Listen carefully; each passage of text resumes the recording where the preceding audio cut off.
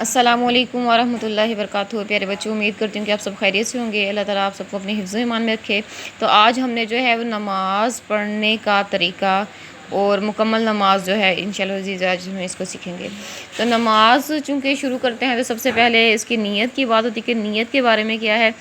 تو نیت کے بارے میں یہ آپ کو بتاتی چلوں کہ نماز شروع کرنے سے پہلے نیت کرنا بہت ضروری ہے، لیکن نیت کے لیے کوئی مخصوص الفاظ رسول اللہ صلی اللہ علیہ وسلم سے ثابت نہیں ہیں۔ شیخ الاسلام امام ابن تیمیہ رحمۃ اللہ علیہ فرماتے ہیں اگر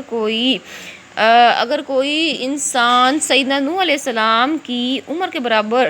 تلاش کرتا رہے کہ رسول اللہ صلی اللہ علیہ وسلم اور صحابہ کرام میں سے کسی نے زبان سے نیت کی ہو تو وہ ہرگز کامیاب نہیں ہوگا سوائے سفید جھوٹ بولنے کے۔ اگر زبان سے نیت کرنے میں کوئی بھلائی ہوتی تو صحابہ کرام سب سے پہلے کرتے اور ہمیں بتلا کر جاتے۔ اسی طرح سے مولانا انور کاشمیری حنفی رحمۃ اللہ علیہ فیض الباری میں لکھتے ہیں فنیت امر قلبی، کہ نیت جو ہے وہ دل کا معاملہ ہے جس کا زبان سے کوئی بھی تعلق نہیں ہے۔ تو اس لیے جب نماز شروع کرنی ہے تو سب سے پہلے ہم نے کیا کرنی ہے، دعائے استفتاح پڑھتے ہیں، اور دعائے استفتاح جو ہے وہ مختلف ہیں، لیکن آپ کے لیے جو میں آسان والا جو ہے جو جسے کہتے ہیں یا پھر سمپل والی جو نماز ہے وہ میں آپ کو بتا رہی ہوں۔ اور اگر ہم دیکھیں اس زمن میں تو بہت ہی عمدہ جو ہیں وہ بہت ہی نبی پاک صلی اللہ علیہ وسلم سے جو ثابت شدہ دعائیں ہیں وہ ہیں، ان میں سے وہ بھی میں آپ کو بتاتی چلوں گی انشاءاللہ۔ لیکن پہلے دیکھیں کہ دعائے استفتاح جسے ہم ثنا بولتے ہیں وہ کیا ہے، سبحانک اللہم وبحمدک وتبارک اسمک وتعالی جدک ولا الہ خیرک۔ تو طریقہ کار یہ ہے کہ سب سے پہلے آپ نے جو ہے وہ کیا کرنا ہے، جائے نماز پہ صاف جائے نماز پہ اپنے لباس کو بھی اپنے ذہن کو بھی ہر ایک چیز کو پاک اور صاف رکھتے ہوئے جائے نماز پہ کھڑے ہونا ہے، اور پھر اللہ اکبر کہنا ہے، اپنے ہاتھوں کو جو کانوں کی لو تک جو بلند کرنا ہے، اور پھر اپنے ہاتھوں کو سینے کے اوپر اس طرح سے باندھنا ہے کہ پہلے آپ نے بایاں ہاتھ اپنے سینے کے وسط میں رکھنا ہے، اور پھر اس کے اوپر آپ نے دائیں ہاتھ کی ہتھیلی کو اس طرح سے رکھنا ہے کہ آپ کے بائیں ہاتھ کی ہتھیلی کے اوپر دائیں ہاتھ کی ہتھیلی آئے، انگلیوں کے اوپر آپ کی ہتھیلی نہ آئے بلکہ ہتھیلی کے اوپر ہتھیلی آئے، کہ پہلے آپ نے بایاں ہاتھ رکھنا ہے اور بائیں ہاتھ کے اوپر آپ نے دایاں ہاتھ رکھنا ہے، اور آپ کا انگوٹھا اور جو چھوٹی انگلی ہے وہ دونوں جو ہے آپ کی بازو کے گرد حالہ بنا لیں، اور باقی 3 انگلیاں جو ہیں وہ آپ کے بازو کے اوپر آئیں گی۔ تو اس طرح سے جو ہے آپ نے جو ہے وہ جو اپنے ہاتھوں کو اپنے سینے کے اوپر باندھ لینا، اور پھر اس کے بعد جو ہے آپ نے سبحانک اللہ یہ جو ہے یہ دعا پڑھنی ہے، اور اس کے ساتھ آپ اور بھی جو ہے وہ دعائیں پڑھ سکتے ہیں، ان میں سے جیسے کہ یہ دعا استفتاح بہت ہی خوبصورت نبی پاک صلی اللہ علیہ وسلم سے ثابت ہے کہ نبی پاک صلی اللہ علیہ وسلم جب نماز شروع کیا کرتے تھے تو یہ دعا پڑھا کرتے تھے، اللہم باعد بینی و بین خطایای کما باعدت بین المشرق والمغرب، اللہم نقنی من خطایای اللہم نقنی من الخطایای کما ینقی الثوب الابیض من الدنس، اللہم اغسلنی من خطایای بالماء والثلج والبرد۔ تو یہ والی جو دعا ہے یہ بھی دعا استفتاح جو ہے ہم نماز شروع کرتے ہوئے ہم اس کو ادا کر سکتے ہیں۔ اسی طرح سے ایک اور بہت ہی خوبصورت جو ہے تسبیحات ہیں جو نماز کو شروع کرتے ہوئے جو ہے وہ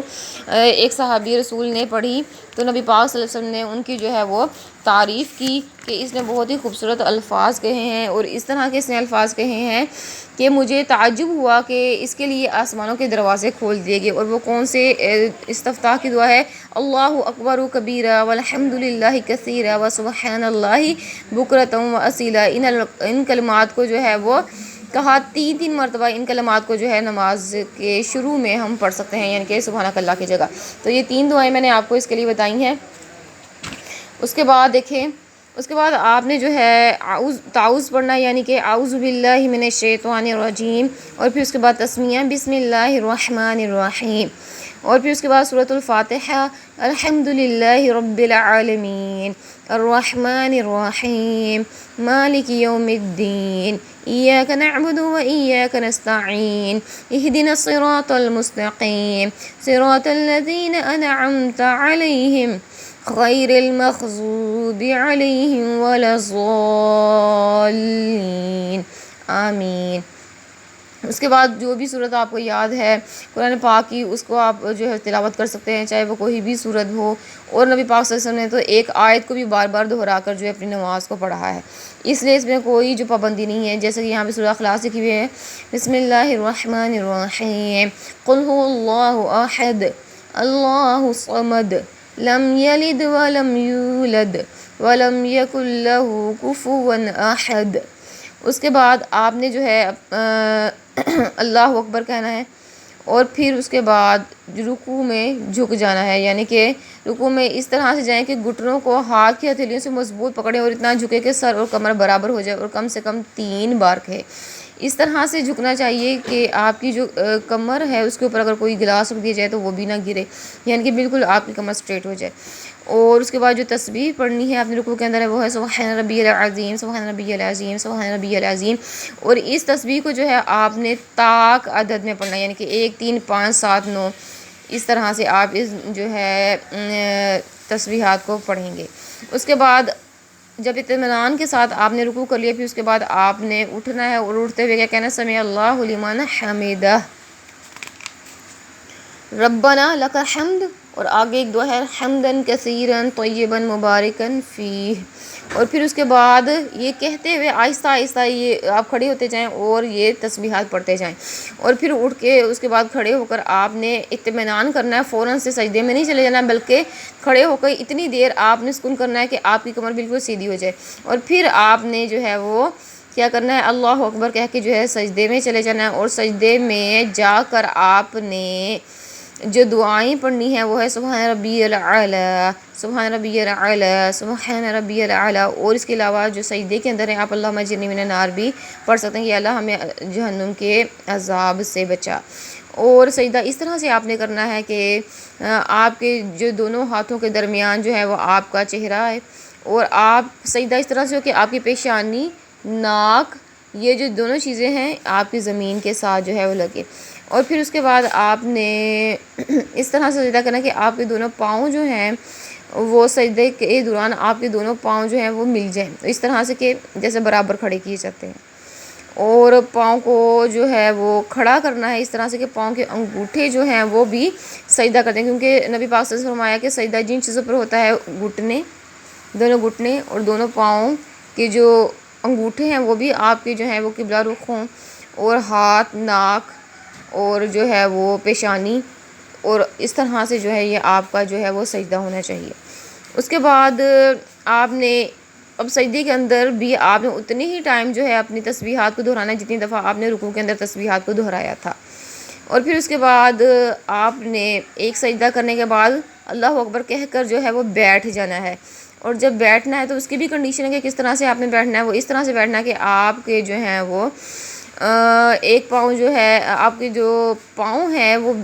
اس طرح سے ہو کہ آپ کا جو ہے وہ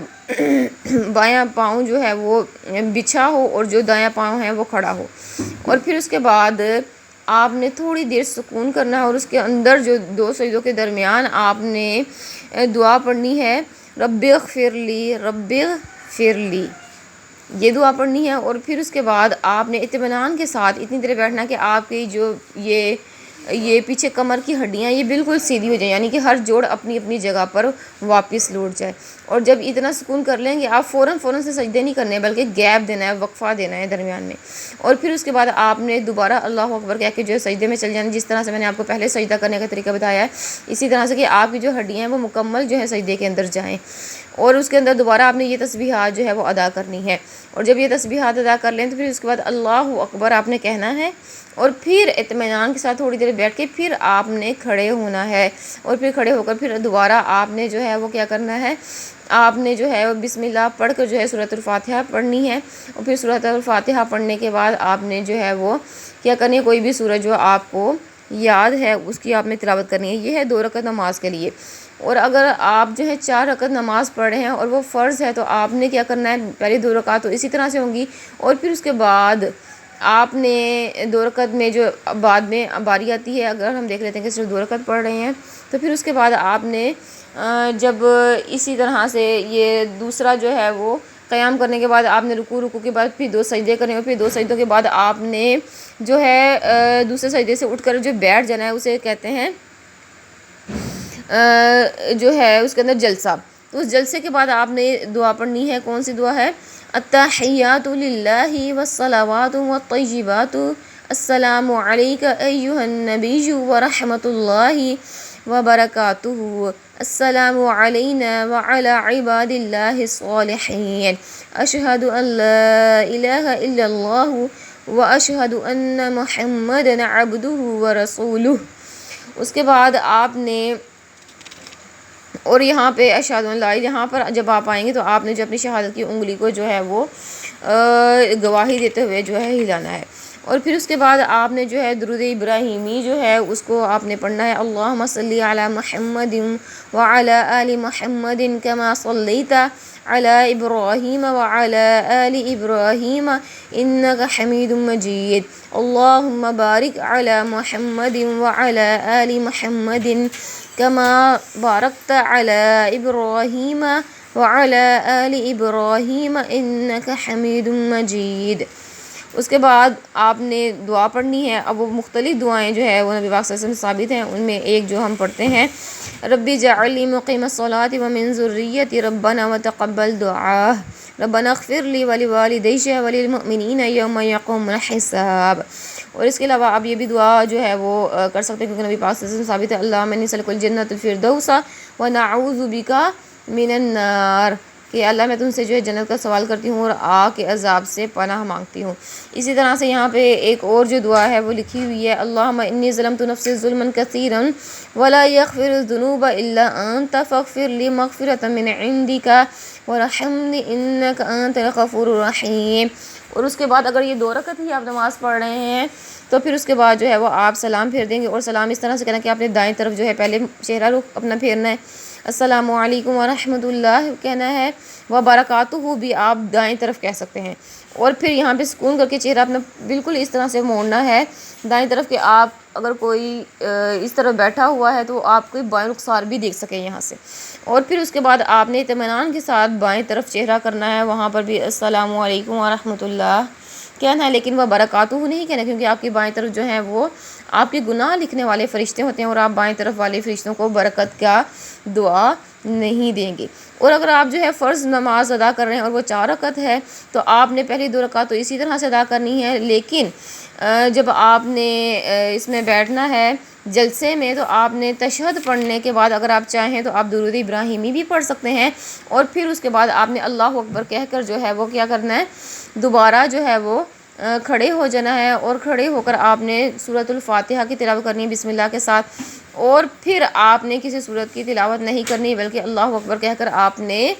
جو ہے وہ رکوع کے اندر چلے جانا اور باقی ساری نماز اسی طرح سے پڑھنی ہے. اور پھر جو 4تھی رکعت ہوگی اس میں بھی آپ نے اس طرح سے قیام کے اندر کھڑے ہو کر صرف سورہ فاتحہ ہی کی تلاوت کرنی ہے اور دیگر جو ہے وہ سورتوں کی ساتھ میں تلاوت نہیں کرنی اور باقی ساری کی ساری نماز اسی طرح سے آپ ادا کریں گے. اور جب آپ تشہد کے اندر بیٹھتی ہیں میں نے آپ کو بتایا کہ اشہد ان لا الہ الا اللہ کے اندر آپ جو ہیں وہ اپنی جو ہے وہ انگلی کو جو ہے اس طرح سے بلند کرتے ہیں شہادت دیتے ہوئے. تو وہ انگلی کس طرح سے آپ نے جو ہے وہ بلند کرنی ہے اس کا میں طریقہ کار آپ کو بتا دوں کہ اس طرح سے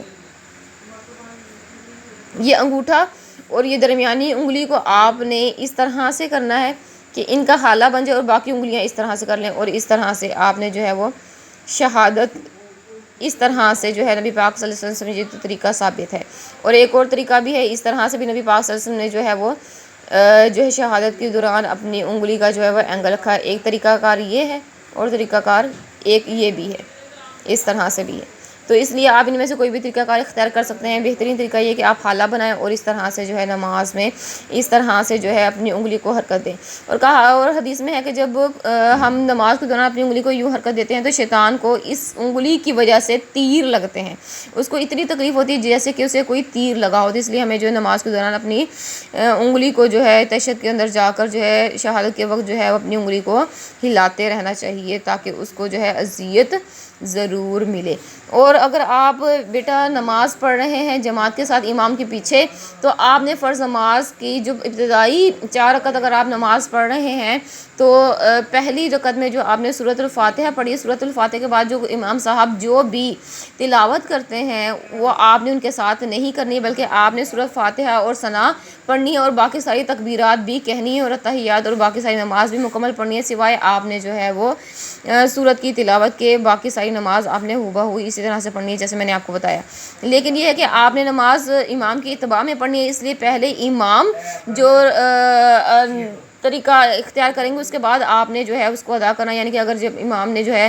وہ اللہ اکبر کہا ہے تو آپ نے ان کے بعد جو ہے اللہ اکبر کہنا ہے، اور جب امام صاحب سورۃ الفاتحہ پڑھ لیں جو الفاظ ادا کر لیں اس کے بعد آپ نے وہ الفاظ ادا کرنے ہیں، امام سے پہلے نہیں کرنا، کیونکہ حدیث مبارکہ میں نبی پاک صلی اللہ علیہ وسلم نے فرمایا کہ تم امام سے پہلے سر اٹھانے سے ڈرو کہ ایسا نہ ہو کہ کہیں اللہ تعالیٰ تمہارا سر جو ہے گدھے جیسا کر دے۔ تو اس حدیث سے کیا مراد ہے، یعنی کہ امام جب نماز پڑھا رہا ہو تو امام کی اقتداء کرنی ہے، آپ نے امام سے پہلے کوئی جو رکن ادا نہیں کرنا۔ جیسے کہ اگر کوئی شخص یہ کہ امام نے ابھی سجدے سے سر نہیں اٹھایا یا سجدے میں نہیں کیا، میں پہلے چلے جاؤں، تو یہ چیز غلط ہے، کیونکہ ایسا کرنے سے جو ہے اللہ تعالیٰ ہو سکتا ہے کہ اس کا سر ہی گدھے جیسا بنا دے، اور اگر سر جو ہے اس کا گدھے جیسا نہیں بنائے گا اللہ تعالیٰ تو ہو سکتا ہے کہ اس کے اندر جو ہے خصلتیں گدھوں جیسی داخل ہو جائیں۔ تو اس لیے اس چیز سے ڈرتے ہوئے جو ہے اللہ تعالیٰ اور اس کے رسول پاک صلی اللہ علیہ وسلم کی جو ہے اتباع اور پیروی کرتے ہوئے جو ہے نماز کو ادا کرنا چاہیے تاکہ اس کی قبولیت کا جو ہے وہ یقین ہو سکے۔ تو اس طرح سے آپ نے جو ہے نماز کو ادا کرنا ہے۔ اللہ تعالیٰ ہم سب کو جو ہے صحیح راستے کی ہدایت عطا فرمائے، آمین۔ جزاکم اللہ خیر، السلام علیکم ورحمۃ اللہ وبرکاتہ۔